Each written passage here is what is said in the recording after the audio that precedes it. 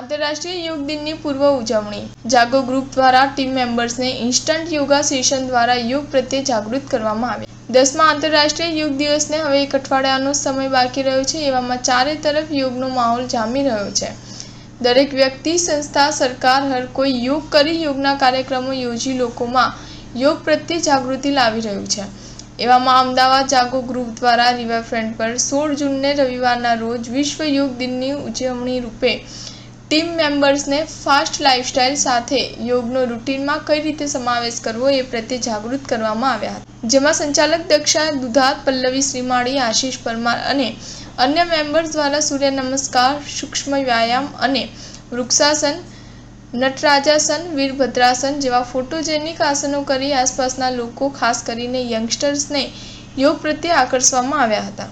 આ ઉપરાંત funny yoga, group yoga વગેરેથી યોગમાં નવીનતા લાવી ભારતીય સંસ્કૃતિની ધરોહર એવા યોગ સાથે આજની પેઢીને જોડવામાં આવી હતી। સ્ટાર ન્યૂઝ 7 હંમેશા સચ્ચાઈની સાથે।